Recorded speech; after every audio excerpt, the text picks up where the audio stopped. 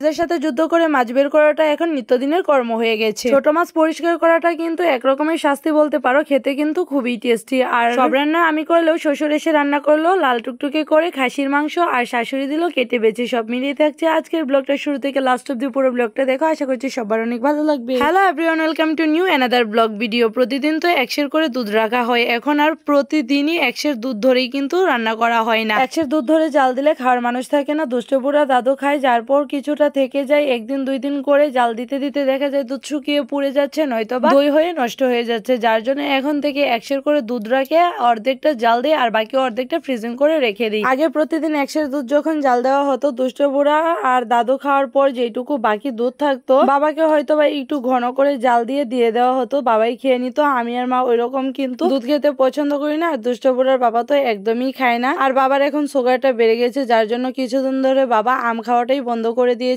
দুধ তো দূরের কথা। যে কারণে কিন্তু এখন কিছুদিন ধরে এরকম 1 লিটার দুধ রাখার পর 2 দিন করে খাওয়া হয়, তারপরে আবারও নতুন করে রাখে। আর এই দেখো অল্প করে দুধ জাল দেওয়ার পরও দুধ থেকেই যাচ্ছে। আজকের দুধটা ফ্রিজিং করা ছিল, যার জন্য কিন্তু অনেক আগে নামিয়ে রেখেছিলাম আর গলে গিয়েছে। এখন চৌকাতে বসিয়ে দিলাম, জাল হয়ে যাবে। আজ সকালে ঘুম থেকে ওঠার পর থেকে কিন্তু দুষ্টপুরাকে তার রুটিন মতো যে খাবার আছে সেই খাবার থেকে একটা খাবারও দেওয়া হয়নি। এখন মনে হয় মেবি 10:30 প্লাস বেজে গেছে। এই যে মাত্র তার খাবার রান্না করলাম তাকে খাওয়াবো বলে। আমার ডাকের সুর শুনে কিন্তু সে বুঝে গেছে তাকে খাওয়ানোর জন্য আমি ছোলে বলে ডাকছিলাম। সে একটুখানি চুপি দিয়েই কিন্তু দৌড়ে চলে গেছে দোকানের মাঝখানে তার দাদু ভাইয়ের কাছে। তার দাদু ভাইও কিন্তু খাবার খাওয়ানোর জন্য ঠেলে আমার কাছে পাঠাচ্ছিল, সে আসতে কোনোভাবেই রাজি হচ্ছিল না, যার জন্য টেনে হিসড়ে নিয়ে আসলাম। বাবুরা এরকম কেন করে বুঝি না, খাবার খাওয়াতে নিলেই তাদের যত বাহানায়। এমনিতে সারাদিন খেলবে, কোনো রকমের কিন্তু সাউন্ড নাই। খাওয়া শেষ করার পরপরই ছেড়ে দিলাম, আর আবারও কিন্তু চলে গেছে সে দোকানে। আর এইদিকে মা বসেছিল কুটা বাছা করার জন্য। যখন আমি নাকি মাছ করতে গিয়েছিলাম, দুষ্টপুরা তার ঠাকুমাকে কিছুক্ষণ পরপরই জিজ্ঞাসা করছিল মা কই মা কই। তার ঠাকুমা বলতেছে আমি আসার পরপরই ছোট মাছের চচ্চড়ি রান্না করা হবে, যার জন্য কিন্তু পেঁয়াজ রসুন কাটা হয়ে গেছে। আর মাংসের তরকারি রান্না করা হবে, তার জন্যই কিন্তু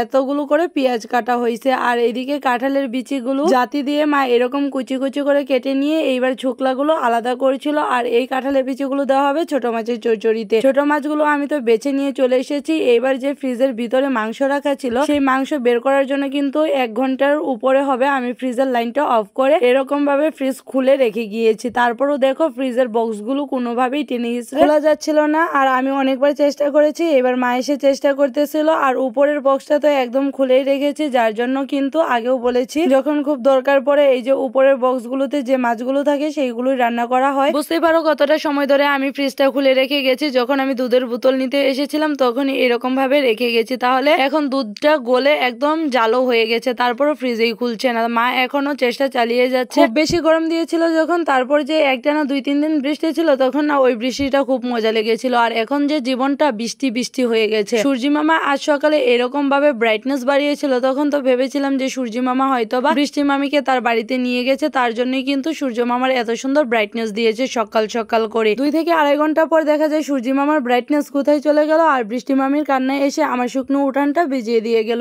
এদিকটা তো তোমাদেরকে দেখানো হয়নি, আমাদের কলকাতার সাইডটা তো কমপ্লিট হয়ে গেছে, তারপর কিন্তু এই সাইডটাতে এরকম ভাবে বালি দিয়ে দিয়েছে আর জায়গাটা এখন একদমই ফরওয়ার্ড হয়ে গেছে। আর আগে যখন বুঝাতাম যে এই সাইডে একটা পুকুর আছে তখন কিন্তু ওইরকম ভালোভাবে বোঝা যেত না, এখন দেখে হয়তো বা বোঝা যাচ্ছে। এই যে এখন জায়গাগুলো দেখাচ্ছি এই জায়গাগুলোতে কিন্তু খড়ি রাখা হতো, আর খড়ির নিচে থাকতো জল, আর এত পরিমাণে জঙ্গলের মতো হয়ে থাকতো ঘাসে ঘুষে, যার জন্য কিন্তু জায়গাটা ভালোভাবে বোঝাই যেত না। এখনো কিন্তু আরো ভালোভাবে তোমাদেরকে বোঝাতে পেতাম, যদিও ওই সাইডটাতে টিনগুলো সুন্দরভাবে গোছানো থাকতো, পিছন সাইডে রান্নাঘরে যাওয়া যেত, তাহলে তোমরা হয়তো বা আরো ভালোভাবে বুঝতে পারতে। অন্য কোনো এক সময় ওই সাইডটাতে গিয়ে তোমাদেরকে জায়গাটা ভালোভাবে বুঝিয়ে দেখাবো না। আর দুষ্টপুরে একদিন কি করেছে জানো, এই ওয়ালের উপর দাঁড়িয়েছিল, যদি সেদিন না দেখতাম হয়তো বা এরকম ভাবে পড়েও যেতে পারতো। আর পড়লে এই সাইড দিয়ে তো বালু ছিল, অন্য সাইড দিয়ে তো জল ছিল, যদি একটা বিপদ ঘটিয়ে যায় সেই জন্যই কিন্তু আরো ভাঙাচোরা টিনগুলো দেওয়া হয়েছে, যাতে করে ওই পাশে না যাওয়া যেতে পারে। বৃষ্টির দিনে রান্না বান্না করলে তো 2-3 ঘরে দৌড়াদৌড়ি করে প্রায় ভিজে যেতে হয়, তারপরেও একটু সেফ ভাবে কাজ করার চেষ্টা করি। যেইগুলো কাজ কলপার থেকে করতে হবে সেইগুলো কিন্তু আজকে একদম করে কমপ্লিট করে ফেলেছি, সাথে করে রান্নার জল টল এনে সবকিছু ভর্তি করে নিয়েছি। এখন রান্নাঘরে কুটা বাছা তো হয়ে গেছে, শুধু বসে বসে বাটবো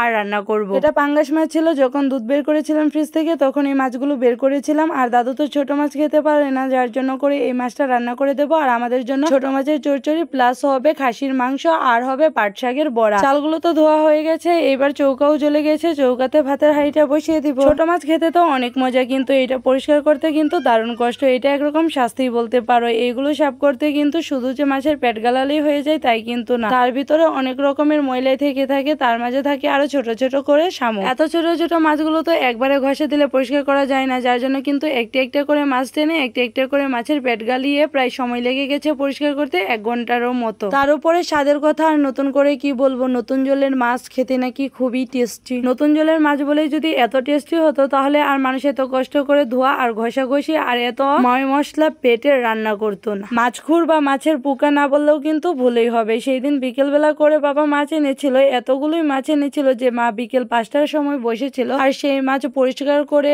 বেছে উঠতে উঠতে একদম রাত্র 8টা বেজে গিয়েছিল। মুখে যদি স্বাদই না লাগে তাহলে খাবার খেয়ে বলো তো কি লাভ, যার জন্য কিন্তু এত রকমের পদ্ধতি ইউজ করা। চাল ভিজিয়েছি শাকে বড়া বানাবো বলে, আর জিরেগুলো ভেজে নিয়ে তারপর পরেই কিন্তু চৌকাতে হাঁড়ি বসিয়ে দিয়েছি ভাতে। বৃষ্টির দিনে রান্নাঘর শুকাতেই চাই না বলতে পারো, একরকম যেইখানেই জল পড়ে সেই জায়গাটাই একদম কাদা কাদা হয়ে যায়, যার জন্য কিন্তু এখন প্রতিদিন রান্নার পর পরে রান্নাঘর একদম ক্লিন করে লেপে পুছে রেখে দিই, যাতে করে পরের দিন ঘরটা একদম শুকনো থাকে, রান্না করতে বেশ মজা পাওয়া যায়। তারপরেও দেখো এই সাইডটাতে এরকম ভাবে জল পড়তেছিল, যেখানে একটু ফোঁটা জল পড়ছে সেই জায়গাটাই একদম কাদা কাদা হয়ে যাচ্ছে, পায়ে ফেলা যাচ্ছিল না। মশলা বাটার জন্য পাটা ফেলে নিয়েছি, আর এইদিকে মা এসেছে ছোট মাছের তরকারিটা বসিয়ে দেবে গ্যাসে বলে সবকিছু রেডি করে নিতে। এইখান থেকে সবজির সঙ্গে সব মশলা মাখিয়ে জল দিয়ে বসিয়ে দেবে চৌকাতে। তার কিছুটা পর জলটা শুকিয়ে আসলে মাছগুলো দিয়ে নেড়েচেড়ে নামিয়ে নেবে, তাহলেই হয়ে যাবে ছোট মাছের চচ্চড়ি। অনেকটা সময় আগে কিন্তু চৌকা থেকে ভাত নামিয়ে ফ্যান ছাকতে দিয়ে দিয়েছি, আর এইদিকে মাছের তরকারি রান্নাও কমপ্লিট হয়ে গেছে। এই তরকারিটা দাদুর জন্যই রান্না করা হয়েছে মূলত। চৌকাতে এইবার কড়াই বসিয়ে তেল ঢেলে নিয়েছি পাট শাকের বড়া ভাজি করার জন্য, আর এদিক দিয়ে যে চালগুলো ভিজিয়ে রেখেছিলাম সেইগুলো কিন্তু মশলা বাটার পর পরই চালগুলো বেটে নিয়েছি, আর এটাকে বলা হয় পিঠালি। ওই যে চাল বাটার পরে যে একটা কাই হয় সেই কাইটাই জল আর হলুদ লবণ মিশিয়ে পাতলা করে নেওয়ার পর যে একটা ব্যাটার তৈরি হয়, সেই ব্যাটারটাকে আমরা বলে থাকি আঞ্চলিক ভাষায় পিঠালি। আর এই ব্যাটারের মাঝে পাতাগুলো দেওয়ার পর এরকম ভাবে আমি যেরকম ভাবে পাট পাতার গায়ে ব্যাটারটা লাগালাম সেই রকম ভাবে ব্যাটারটা লাগিয়ে তেলের মাঝে ছেড়ে দিলেই কিন্তু হয়ে যাবে পাট শাকের মুচমুচে বড়া। এরকম ভাবে চাল ভিজিয়ে যদি ব্যাটার বানিয়ে যে কোনো রকমেরই বড়া ভাজো অনেকটা সময় কিন্তু এরকম বড়াগুলো মুচমুচে থাকে, আর যদি তার বদলে আটা দিয়ে ভাজো তাহলে দেখা যায় যে সঙ্গে সঙ্গে খেলেই মুচমুচে থাকে, কিছুটা সময় পর ওইগুলো আবার নেতিয়ে যায়। সেম প্রসেসেই কিন্তু আমি বাকি যে কয়টা বড়া ভাজবো সব কয়টা বড়াই ভেজে নেব। আর তেলটা এত পরিমাণে বেশি এসে গেছিল যে প্রথম বড়াটা দেওয়ার সঙ্গে সঙ্গে তেল তো ছিটে এসেইছে, বড়ার একটা সাইডও একদম যেন পুড়ে পুড়ে গিয়েছিল। আর এরকম ভাবে মুচমুচে বড়া ভাজি করে যদি এক থাল ভাত আর একটা শুকনো লঙ্কা ভাজি দেওয়া যায় সাইডে, তাহলে কিন্তু সকালের নাস্তাটা খারাপ হয় না বলে আমার মনে হয়। একটা দুটো করে বড়া ভাজাভাজি করতে করতে কিন্তু সব কয়টা বড়া ভাজা আমার শেষ হয়ে যায়, আর এতটাই মুচমুচে হয়েছিল মনে হচ্ছে একটা নখ যদি দাবানো যায় তাহলে মনে হয় মুচমুচে ভেঙে যাবে। আমার যা রান্না বান্না করার ছিল সব কয়টাই কিন্তু আমি রান্না বান্না করে শেষ করে নিয়েছি। এইবার এই যে বাবার মাংস রান্না করার পালা এসে গেছে। মাংসটা বের করতেই কিন্তু ফ্রিজ থেকে কষ্ট হয়েছে, আর ছাড়াতে কিন্তু বেশিটা সময় লাগেনি। আর মাংস রান্নার জন্য যা যা জিনিসপত্র প্রয়োজন হবে বাবা সব কয়টাই কিন্তু আমি হাতের নাগারে রেডি করে রেখে দিয়ে গেলাম। আর মাছ রান্না করার সময় কড়াইতে অনেকটা তেল দিয়ে ফেলি, যার জন্য কিন্তু বেশিরভাগ তেলটাই আমি আবার এই মশলার বাটির ভিতরে রেখে দিয়েছি, যাতে করে বাবা মাংস মাখার সময় যে তেল ইউজ করবে তখন এই তেলটাও ইউজ করে নেবে। পাট পাতার বড়া ভাজির সঙ্গে করে যদি আবার ভাত খেতে বসে মনে হয় একটা শুকনো লঙ্কা ভাজি থাকলে খাবারটা জমে যেত, তাহলে তো আবার মিস হয়ে যাবে অনেক কিছু, যার জন্য কিন্তু ওই রকম মুহূর্তটা মিস না করতে আমি কয়েকটা করে শুকনো লঙ্কা ভেজে নিয়েছি। তারপর বাবা এসে মাংসটাকে সব মশলা দিয়ে মাখা জাখা করে কিন্তু চৌকাতেও ছেড়ে দিয়েছে, আর আমি এই ফাঁক দিয়ে চলে গিয়েছিলাম কলপারে, যা আইঠা বাসন পড়েছে সব কয়টা ধুয়ে নিয়ে চলে এসেছি। আর সকালে রুটি বানায়নি, বাবা আর মা মিলে মুড়ি খেয়েছিল, আর আমাদের জন্য মা হোটেল থেকে রুটি এনেছিল। আমি আর দাদু মিলে সেই রুটি খেয়েছিলাম। আর দুষ্ট বুড়ার বাবা এখনো কিন্তু ঘুমিয়ে আছে, সে সকালে ডিউটি থেকে এসেছে। তার উঠতে উঠতে যখন টাইম হবে তখন আমাদের দুপুরের রান্না বান্নাও কমপ্লিট হয়ে যাবে। এই যে সব কয়টা বাসন যে ধুয়ে নিয়ে এসেছি, মার ঘরে বসে খাওয়া হয় যার জন্য করে কিন্তু সব রান্না বান্না আগে থেকেই নেওয়া হয়ে গেছে মার ঘরে। আর এই দেখো দুষ্ট বুড়া জলটাকে কি নোংরা করেছে, একটুখানি ফাঁক পেলেই হলো ময়লা হাতাবে আর জলের সাথে খেলা করবে। আর আমি যখন কলপারে গিয়েছিলাম তখন এই ফাঁক দিয়ে সে এই কাজটা করেছে, তখন তার ঠাকুমা ছিল আবার দোকানে। বাবা এবার কষানো মাংস থেকে আমাদেরকে কয়েক পিস দিয়ে গেল টেস্ট করে দেখার জন্য। আর এটা বাবার একদম সব সময়েরই অভ্যাস, রান্না করার পর কষানো মাংস থেকে কয়েক পিস দেবে,